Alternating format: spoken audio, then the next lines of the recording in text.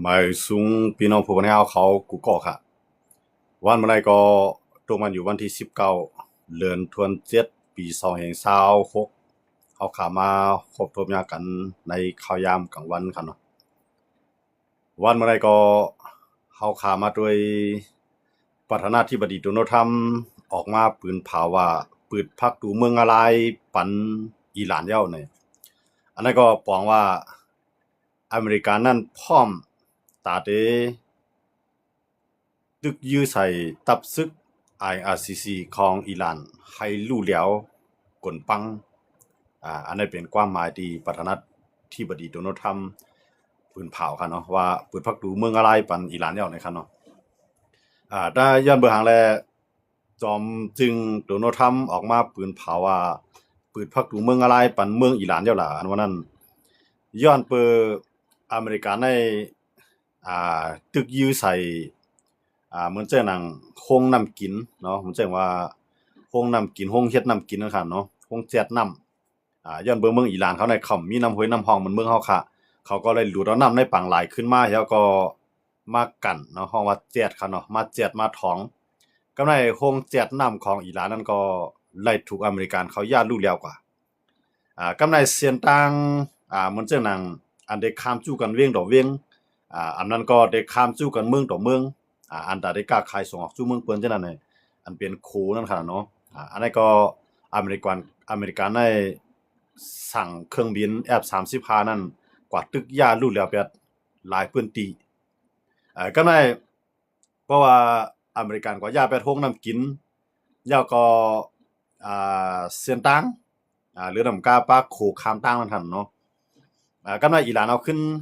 ตอบขึ้นค่ะเนาะอิหร่านเอาขึ้นยื้อใส่ตีตั้งคูเวตเลปาเลียนเนาะ2เมืองนั้นเป็นเมืองที่อันตับซึกอเมริกันตั้งไว้ตับซึกในเมือง2ลูกในสิแลเอาเครื่องบินในเมือง2เมืองนั้นใส่ขึ้นมายื้อใส่อิหร่านก็ในอิหร่านก็ขึ้นตอบขึ้นยื้อกว่าที่ปาเลียนเลคูเวตยาวก็ที่คูเวตนั่นที่ย่ากินนำหรือเปิ้นค่ะเนาะที่คูเวตนั่นที่มีโรงโรงน้ำแจ๊ดเนาะโรงแจ๊ดน้ำโรงเฮ็ดน้ำอะค่ะเนาะโรงเฮ็ดน้ำกินอะค่ะเนาะอันนั้นก็ถูกอิหร่านเขาย่ารู้แล้วแบบอันนั้นก็รู้ใจซุ่มลงเหมือนกันครับเนาะกำในโรงน้ำมันเนาะปั๊มน้ำมันมันจึงว่าโรงแจ๊ดของน้ำมันนั่นค่ะเนาะโรงงานกลั่นน้ำมันอะค่ะเนาะโรงแจ๊ดของน้ำมันอันนั้นก็อิหร่านเขาใช้ขีปนาวุธเลยด่วนกว่ายื้อใส่แท้งค่ะเนาะอันนั้นก็เฮ็ดให้มีลองรู้ซุ่มนำค่ะที่ในเมืองคูเวตค่ะเนาะแล้วก็ที่ปาเลียนนี่ก็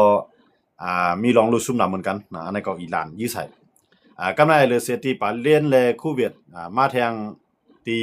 จอร์แดนเนาะที่จอร์แดนนี่ก็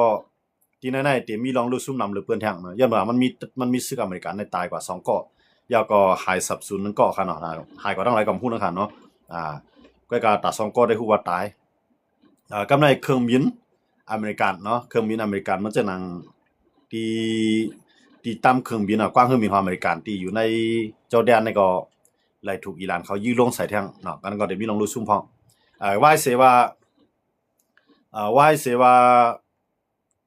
ซึกอเมริกันตายกว่า2เกาะหมัดเจ็บหมัดเจ็บได้ก็ได้นำอยู่ค่ะเนาะหมัดเจ็บได้มีอยู่บอก20-30เกาะนะครับเนาะก็ในอันไฮไลท์ได้ก็ได้มีอยู่เกาะนึงที่ไปทั่ววันตัวค่ะเนาะอันตายได้น้อยๆใน2เกาะเฮ็ดนั้นก็โดนัลด์ทรัมป์ก็หันว่าอ้ออิหร่านในพร้อมตอนตาได้ลงเมืองอะไรอ่ะอเมริกันพร้อมตาได้เปิดเส้นทางเมืองอะไรเปิดพักดูเมืองอะไรปันอิหร่านอเมริกันก็สั่งเครื่องบินกว่าตึกมื้อเลยเลยว่าตึกแข็งได้เต้ค่ะเนาะตึกกว่าถึงเมืองลงกรุงเทหะรานค่ะมื้อเลยนะครับเนาะหลายๆเมืองค่ะในเมืองอิหร่านในหลายๆจีเวียงหลายๆจีตอนญาอเมริกันในทุบเพียงไว้ที่เต้ค่ะเนาะก็ได้เพราะว่าอเมริกันลาดว่าเปิดพักดูเมืองอะไรปันเมืองอิหร่านแล้วเนี่ยตอนตาผู้นำอิหร่านที่ไหนที่มาลงเมืองอะไรที่นั่นน่ะประธานาธิบดีโดนัลด์ทรัมป์เปิดพักดูไว้ปันแล้วเนี่ยก็ได้อันเป็นมดสตาปาอันคำอันล้ำว่าอยู่ในไต้ฮู้หลีนั่นก็ออกมาปืนเผาเนาะก็กำแล้วตัวมันออกมาก็คิงมดสตาปาเนี่ยเป็นลูกชายของอายาตอลลอฮ์คอมมานีอีนั่นค่ะเนาะเป็นลูกชายคนที่2ของมันก็เลยถูกเมืองอิหร่านเขาในแต่งตั้งขึ้นมาเป็นผู้นำศาสนาแล้วก็เป็นผู้นำวันเมืองอันสูงสุดในเมืองอิหร่าน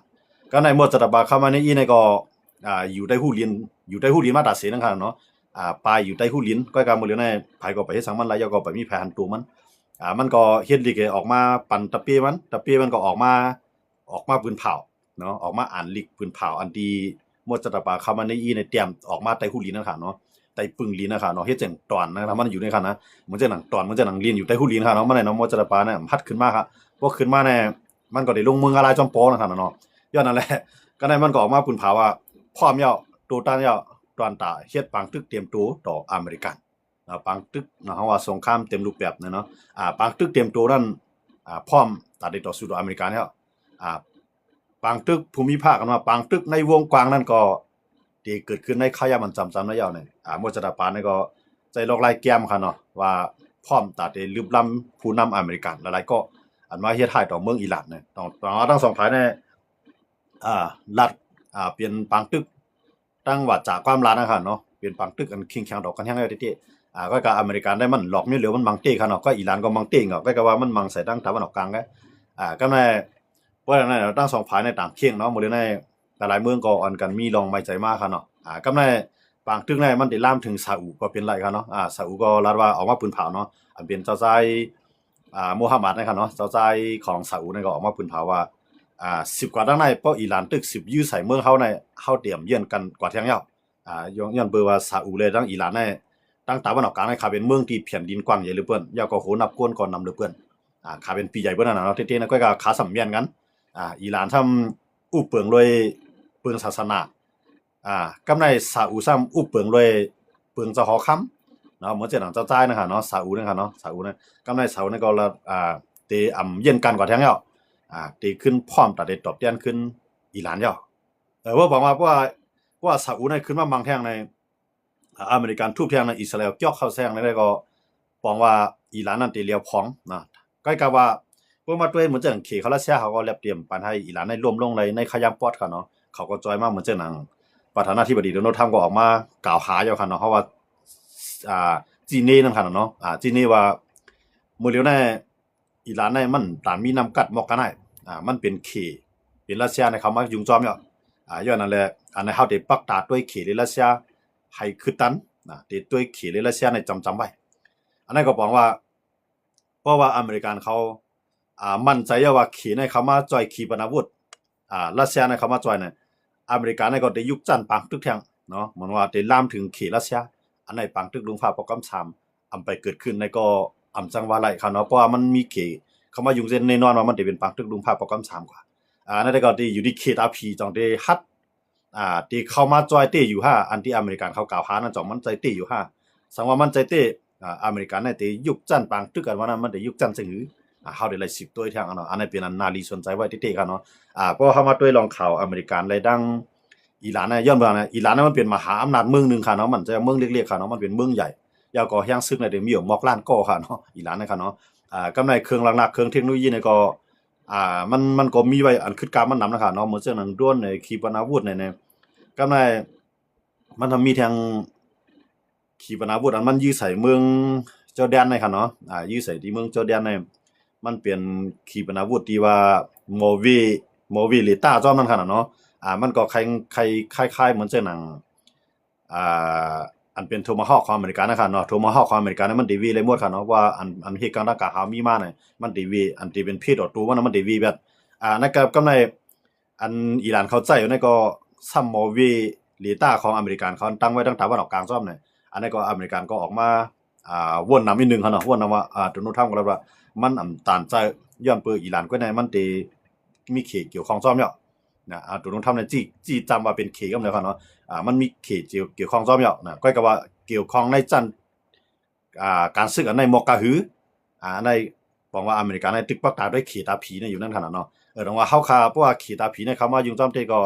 อเมริกันในได้ยุคจันบักตึกยุคจันบักตึกอเมริกันก็บ่แลว่าได้ตึกถึงกี่ไรนั่นค่ะเนาะก็ได้ยุคจันบักตึก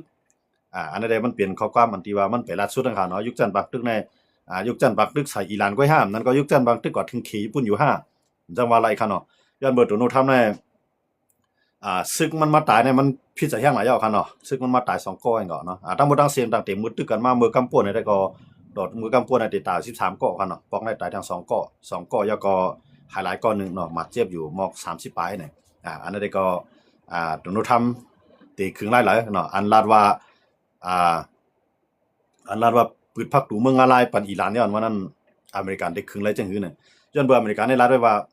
ที่ปันข้าวยามอิหร่านให้เข้ามาในเพื่อนการเมืองไว้ป้อมใจจังนั้นอเมริกันในที่อย่าไปโครงสร้างพื้นฐานเนาะโครงสร้างพื้นฐานนี่หมายถึงว่าว่าได้เป็นน้ำกินของอิหร่านเนี่ยว่าได้เป็นเซียนตังกล้าขายกว่ามาอันนี้ก็อเมริกันได้ทุบเนี่ยย่อก็เหมือนเจ้าหนังไฟฟ้าก็ได้มังแทงเนาะมื้อเดี๋ยวนี้อเมริกันในไฟฟ้านี่ก็มังเป็นมังศูนย์เนี่ยกันเนาะกำลังอิหร่านก็รัดว่าเพราะอเมริกันมามังเฮาจังได๋ก็เฮาก็ได้มังแบบโครงสร้างพื้นฐานอันอยู่ทางตะวันออกกลางเกี่ยวข้องกับอเมริกันอันอยู่ในเมืองอุยหลีของอเมริกันทั้งเสียงจังได๋เฮาได้มังแบบบอกว่าอเมริกาอิหร่านก็ได้ทุบให้เขาจังได๋รับครับเป็นนักกองเนาะบอกว่าได้ทุบให้เขาแล้วอเมริกันก็รัดว่าได้ทุบอิหร่านให้แล้วเราว่ากำลังบ่เป็นจังมาได้เต้เนี่ยย้อนเปิดตั้งตะวันออกกลางให้เขาตื่นรับไว้ว่าปังตึกกันได้เอาให้สุดอย่าไปให้กึดอันนั้นได้เป็นซาอุเลย UAE เขาในตกย้อนไว้ครับเนาะปังตึกกันเอาปังตึกอิหร่านได้เอาเป็นปังตึกให้สุดอย่าไปให้มันได้กึดบอกว่าเอาให้สุดในจริงคือล่ะในตาเตเฮ็ดให้อิหร่านอย่าไปมีเฮียงทางตั้งนายเนาะตั้งตะวันออกกลางในพร้อมได้ซัพพอร์ตเนาะพร้อมได้ปันเฮียงเนาะพร้อมได้ปันเฮียงหรือนำกาได้เข้าเฮียงซึกเสได้เข้ามาตึกจ้อยเนาะเหมือนเช่นUAE UAE เขาซาอุเขาในที่เต้เนี่ยอย่า UAE เลยซาอุเนี่ยเขาก็จะมีอันที่เต้งเขาเนาะก็ขาสมัญญาผูกเขียนก่อนเดียวกันย้อนไปอิหร่านในทุบใส่เขากำลังอิหร่านก็รัดว่าตั้งแต่วันออกกลางในโครงสร้างพื้นฐานมันเช่นโรงน้ำกินโรงน้ำมันแล้วก็โรงไฟฟ้าซึ่งนั่นน่ะอิหร่านได้ทุบใส่หมดอิหร่านก็ว่าไว้จังได๋เขาเนาะมันก็ทุบต้องก็อิหร่านในกันนะทุบใส่ที่จอร์แดนเนาะจอร์แดนในก็ได้ญาตับซึกอเมริกันอันหาเฮียงไว้กันเนาะแล้วก็ที่ปาเลนคูเวตเนาะที่คูเวตในก็ได้ญานั่นได้โรงน้ำกินเนาะแล้วตั้งตะวันออกกลางในเขาลาดว่าตั้งตะวันออกกลางในอันลำรองหรือน้ำมันในเป็นน้ำกินย้อนเมืองเขาเนี่ยมันเหมือนเมืองเฮาค่ะในกลุ่มอาเซียนเอเชียเฮาค่ะในขนาดนั้นเนาะมันเป็นเมืองที่ว่าเขาในมันมีบ่ว่าจอมปางในก็มันมีห้วยมีรอยมันเหมือนจังว่าจอมดอกเมืองเขาเนาะแต่มันได้มีห้วยมีรอยมันจังอีหร่านได้เป็นรอยหมากหินนะครับมีต้นไม้ครับเนาะเป็นรอยหมากหินหลายก็ในพวกเป็นมันจังตั้งตะวันออกกลางซาอุเขาอยู่อีเขาก็ตาจอร์แดนอีเพราะฉะนั้นเขามีป่าไม้แล้วก็เขามีน้ำห้วยน้ำรองน้ำห้วยน้ำห้องเขาก็สิเอาน้ำปางหลายนั่นจุกขึ้นมาแล้วก็มาถองเนาะต่อพอเปลี่ยนน้ำแจ่มใสมาอะไรนั่นค่ะเนาะตอนพอเปลี่ยนน้ำกินมาอะไรนี่ก็เต็มใช้ง่ายๆเนาะย้อนนั่นเลยว่าเขาไปกาคันมานั่นขนาดเนาะเพราะว่ากวนเฮาคั่นน่ะน้ำมันในห่ำกินห่ำใจห่ำตายเขาดูนะก็น้ำกินให้เพิ่มเลยกินให้มันจังตายย้อนนั่นเลยว่าทั้ง2เมืองในอเมริกันก็ได้ทุบยัดน้ำของอิหร่านอย่าให้อิหร่านได้มีน้ำกินก็ในอิหร่านก็รัดว่าติดทุบยัดตั้งตะวันออกกลางน่ะอย่าให้ตั้งตะวันออกกลางได้มีน้ำกินก็ในว่าทั้ง2ฝ่ายเนี่ยมันเขียงยาแบบการได้กินนะครับเนาะเหมือนเจ้าอิหร่านเนี่ยได้ตัวต่างโคของดอกเมืองเข้ามาในอเมริกันในก็ทุบยัดเส้นตั้งเนาะเส้นตั้งที่รัดเข้ามาจุ่มเมืองอิหร่านอเมริกันในก็ทุบยัดแล้วมันจังโคอันกามค่าอันกายข้ามห้องข้ามห้วยข้ามร้อยข้ามเมืองดอกเมืองเวียงดอกเวียงนั่นน่ะอเมริกันเฮาก็ทุบยัดหลายพื้นที่ครับเนาะเพราะว่ามาเข้าตอนนำก็เตรียมเพียงพอแต่มันเราเลี้ยงอิหร่านเนาะก็มาตั้งคืออเมริกันก็คือในเวียดต่างๆนึงต้องว่าอิหร่านในหมดเลยในอเมริกันในมีเตรียมตีนะครับเนาะมีเตรียมตีมีจังคือล่ะในมีไผมันมาอุบก้อยกาหมดจะปาได้ก็รัดว่าอุบอเมริกันในลายเซียนของประธานาธิบดีโดนัลด์ทรัมป์ในมีกาคันเนี่ยโดนัลด์ทรัมป์ในอิหร่านจังกว่ายุ่มยามอีสังของมันเนี่ยอันนี้หมดจะปาเขาออกมาผืนเผาจังได๋ครับเนาะผมว่าลายเซียนโดนัลด์ทรัมป์มีกาคันลงลายมือก็มันเหมือนตั้งเรียนไงลัดมีนึงเฮ็ดมีนึงเป้าหมายสูงสุดของอเมริกันนั้นใครทุบอิหร่านอยู่แล้วย้อนนั่นแหละอเมริกาอิหร่านก็ได้พร้อมเฮ็ดปางตึกเตรียมตัวยาวอันนั้นมันเป็นวาจาเนาะตั้งความลัดนะครับเนาะความลัดอันแข็งเต้ๆครับเนาะมีพยอมต่อภัยครับในขยะหมดแล้วนั่นอันนั้นได้ขึ้นอยู่ที่โดนัลด์ทรัมป์ในอยู่ที่โดนัลด์ทรัมป์ในจองมันได้มังเต้ๆฮะจองมันได้มังให้สุดฮะอันนั้นได้ก็ขึ้นอยู่ที่โดนัลด์ทรัมป์เนาะยังบ่โดนัลด์ทรัมป์ในมันใกล้ลาดว่าก็ได้มังเต็มที่กำลังสุดมาก็อิหร่านเขาใครอุว่าขึ้นคือแท้โดนัลด์ทรัมป์ในเห็นในมาหลายปอกกันเนาะแล้วก็ปอกกำในอิหร่านว่ามีสังเตติยุมโดนัลด์ทรัมป์เนี่ยโดนัลด์ทรัมป์เนี่ยเป็นคนที่รัดความซ่อมความต้องว่าอิหร่านก็ได้รักบางตึกยาวกว่าเนาะมันได้รักบางตึกอิหร่านก็มันเต็มซุ่มในขยามปอดๆหลายย้อนเบ่ทางไหนมันขี่เขารัสเซียเขาเนี่ยตื่นเต็มปันอิหร่านซุ่มง่ายๆนะครับเนาะเพราะว่าขี่เขารัสเซียเขาปล่อยอิหร่านได้ซุ่มกว่าง่ายๆกำในตั้งตะวันออกกลางในอเมริกาในเตกุมกำไรหมดพวกมีอิหร่านในอเมริกันกุมกำไรหมดครับเนาะตั้งตะวันออกกลางในมีภัยเนาะโดนัลด์ทรัมป์ยังรัดไว้ว่า เพราะว่าอิหร่านน่ะยาวกว่ายาวดีกว่ามังคิวปาเนาะดีกว่ามังคิวปานั้นเป็นเอ็นแห้งตอนดารัสเซียเขานั่นค่ะเนาะคิวปาบ่เลยในคิวปาก็เย็นไว้อยู่ค่ะเนาะย้อนเบื่ออเมริกันในไปจังกว่ามังอิหร่านก่อนพวกอิหร่านยาวในคิวปาตามมาเนี่ยหวังว่าตั้งตาวันออกกลางเนี่ยอเมริกันได้กินขาดหมดแล้วกำไรขี่นี่ก็ได้ตุ้มตื้อตั้งการไปบางมีมันหาวแห้งได้เตะค่ะเนาะย้อนเบื่อนั้นเลยขี่ก็ได้มาจ่อยเต็มที่อ่ะเนาะลองกองกลางมือจิ้นยามในขี่นี่ก็ได้จังจ่อยเต็มที่ก็เฮียงซึกได้ก็อำจังว่าอะไรครับเนาะยินข่าวว่าขี่ในห้างเฮียนซึกไว้อยู่200,000นะครับ200,000นะหัวที่ห้างเฮียนเราต้องไหนกันเนาะ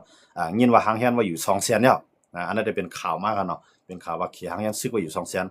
จังที่ฮัดมาจอยตี้ฮันนั่นได้ครับไปตุ้ยขี่ล้มพงเลยครับเนาะขี่ในมันเป็นขี่มันเหมือนจังฮัดตุ้ยในหนังขี่เนี่ยเนาะมันมีเนาะหลายๆครับเนาะขี่ในมันติดใจตั้งร้านมันในแก้มเนาะเข้าไปหันมันกับมังเมืองเลยที่เนาะเข้าคาก็ใครหันตัวอยู่ว่ามันจะหนังคนเมืองดาวเขาได้มันเมียงได้สู้มาค่ะเนาะอยู่เมืองไทยก็บนทางเล็กเนาะกว่าเมืองไรก็บนทางเล็กอันเฮาเขาได้มันมุมมองสังเนาะมุมมองว่ามื้อเดียวได้มุมมันไปเปลี่ยนมากก็เขาก็ห่างเฮียนไปมีอยู่มีกินเนาะสังเกตว่ามันเกิดขึ้นมาบางตึกใหญ่ลงที่เตียวว่านี่ก็อันนั้นก็เฮาได้ไปตัวเงาลายมานั่นหั่นเนาะมันจะอันเปิ้นมีเมืองกัดเย็นแล้วอยู่รอดแล้วกวนขอทางห่างกว่าง่ายมาลีอยู่ลีกินนี่เด้อเปิ้นได้เปิ้นกูที่ค่ะลองปังตึกอันที่เกิดขึ้นได้ค่ะเนาะก็ใต้เฮาเขาได้กำนำได้ก็มันเต็มมีสังกีเตลีกูเลยในกว่าแท้งแล้วเนาะอย่างว่าเนี่ยอยู่เมืองเฮาก็กลุ่มตึกกลุ่มยื้อกันมาอยู่เมืองเปิ้นเอาเปิ้นทางเรียกไงขี้เรียกเตียงไงมันเมียงได้ซุ่มแถวค่ะใต้เฮาค่ะเนี่ยนะมันจะคนเมืองทุ่มตัวค่ะเนี่ยนะมันมุมมองว่าปังตึกคาล่างอีหลานได้ที่เกิดขึ้นเมื่อไหร่เพราะปังตึกคาล่างอีหลานเกิดขึ้นแล้วขี่ตาผีรัสเซียเขาเนี่ยที่เข้ามาเมื่อไหร่อันนั้นก็เฮามุมมองเลยค่ะนะอย่างว่าเนี่ยเพราะว่าเขาจะได้มังกันแล้วเนี่ยเพราะว่าขี้เป้ก็ย่อมอยู่ใต้ขี้เนาะว่าอเมริกันก็ได้ควักอาณามันเข้ามาอุปเปิงนะมันได้มาปีนไปเรียกไล่เหมือนเช่นนั้นก็ไหลมันจุกอยู่ภายเคก็อเมริกันก็ได้เข้ามาทุบเปียดก็นั่นมันได้เป็นจังได๋ครับนะสังเกตว่ามันเข้า3ตัวได้มาเหมือนกันนะมื้อเหลียวแน่ไอ้นากาแหเนาะไอ้หมีขาวแหกับไอ้นกคุ้งแหเนาะนกคุ้งเนี่ยเป็นอเมริกันเนาะหมีขาวเนี่ยเป็นรัสเซียนากาเนี่ยเป็นเคในเข้า3ตัวในสัตว์หลายเนี่ยสัตว์3ตัวเนี่ยเบิ่งเข้ามาเหมือนกันเนี่ยเขา3ตัวในขณะอันกลุ่มที่หนุ่มผ่าในเขาย่ำหมดเลยในขณะย่านนั้นเลยเนาะว่าเพื่อเขาในเขามามังกันมื้อแล้วเนี่ยมันติเฮ็ดให้กำพาเฮากันได้หลากหลายเนาะคนเมืองเฮาค่ะหลายๆเมืองอันที่ตายก็ได้ตายทั้งนำเนาะอันที่รอดก็ได้รอดอันนั้นได้มันมีอันที่ซุ่มแทงเนาะสังว่าตายก็ไปใจตายเนาะสัตว์ที่เขายังตายขนาดเนาะบุญมีวันมีเมืองก่อนขอเพิ่นก็ยังตายเนาะมันจะเฮาคาซิในก็ถามว่าเฮาใครตายกว่าทำใจเขาเนาะก้อยก็ว่าเฮาไล่คันเฮาก็สังว่ามันรอดไล่เลยตายกว่ามันก็ลีกินอับใจนั่นน่ะเนาะย้อนบ่จังนั้นเลยดอกว่าเฮาเข้ามาด้วยปางตึกกันได้เฮาด้วยว่ามันเหมือนได้ยาวก็อีหลานแน่มันเป็นมันจังข่าวว่าอีหลานแน่มันเป็นคือกวนอันเอาศาสนานำตั้งคือกวนอันเอาศาสนานำตั้งว่าแน่มันจะมีปักเบิ่งเขานั้นเขาในไผผิดไผถูกมันจังว่ามันอยู่ที่ว่าอ่าศาสนาเฮาสอนมาแน่ตอนตาได้ตายแตนต่างศาสนาเฮาเนาะเพราะว่าเป็นคนจ่ายได้ตายกว่าในความหมายของอีหลานเฮานั้นเขายืนยันว่าเพราะเขาเกิดมาทางชาติแน่ว่าเขาได้ต่อสู้ทางการเมืองเขาเนาะต่อสู้แต้นต่างพระราชเป็นเจ้าเขาเสิเลยเขาตายกว่าเนาะเขาตายกว่าจัดได้เมื่อเขาเกิดมาทางชาติในว่าเป็นคนจ่ายเขาได้เลยมี10ก็ในเขาตั้งมุมมองเขาเนาะอันนั้นเป็นตั้งคลัยของเขาก็ได้เพราะว่าเขาไปเลยตายได้ต่อสู้ก็ปองว่าเขารักษาศาสนาแก่เคศาสนาเขาแก่เคพระราชเป็นเจ้าเขาไว้เขาก็เหมือนตั้งว่าเขาให้กุศลพอตายก็สามารถตายแต้นต่างพระราชเป็นเจ้าเขาได้เกิดมาแล้วมีหังดีหังเล่าอันนั้นเป็นตั้งยุ่มยำศาสนาพี่ๆเปิงๆกันเนาะย่านนั้นเลยดังว่าก็ได้พวกคนที่มันอยู่ยามศาสนาเนี่ยมันพร้อมที่ตายเนาะมันกดตายนะกดตายก็บ่ใจเหงาเนาะก็คือว่าคนหลวงมันได้ที่กดตายอยู่ยันเมื่อไรกินอิ่มนอนอุ่นมันจังซึกมันจะได้เต็มบ่แล้วกดตายก็เป็นไรอยู่ยันเบื่อหาในมันบ่เลยกินดีบ่เลยอยู่ดีก็สังว่าตายก็ยิ่งดีตายเขาได้อยู่ยามจังได๋ว่าเขาตายก็เขาตายจังดังพระเป็นสาเฮาหลวงพอเกิดมาจันนาก็เฮาได้ไล่ลีไล่เปลี่ยนได้เป็นสัตถิกี้ได้มีเงินมีค่าเหมาะยันเบื่อจัดให้เฮาตายจังดังพระเป็นสาเฮาเขาเฮ็ดกุศลอันนี้เป็นตั้งยุ่มยำของเป็นตั้งยุ่มยำของศาสนาของอิหร่านเขานั่นขนาดเนาะย้อนนั่นเลยต้องว่าอเมริกันเขาซ้ำก้นเขาตาย2ก้ในพิษใจหน่อยเนาะโดนทำมาในก้นเขาในซึกเขาในตาย2ก้ไว้ตึกกันมาเขาตั้งหลายวันเนาะซึกเขาตึกตาย2ก้ไว้เนาะเครื่องบินเขาก็เลี้ยว2ลำเนาะเครื่องบินเขาเลี้ยว2ลำเขาตั้ง5วันมาเนาะ5วัน8วันมื้อหน้าเขาเนาะเขามากันได้เขาเนาะ8วันมื้อหน้าเขามากันมาอันโดนทำในมังแก้มเขาเนาะใครว่ามังแก้มกูว่าใน8วันได้เขาเนาะมื้อในก็ขึ้นมังแท่งเนาะมังขยาม8 โมงกลางในเจ้าเมืองไทยนะฮะเนาะเบิ่นเมืองเขาได้ก็ตึกเป็นกลางค่ำอยู่ค่ะเนาะก็ด้วยได้เฮาได้หันว่าเขามันกลางค่ำได้ดีค่ะเนาะติมันได้ก็ อย่างไรเขาเลือกมังกันกลางค่ำล่ะในปางตึกอันนั้นน่ะมันเป็น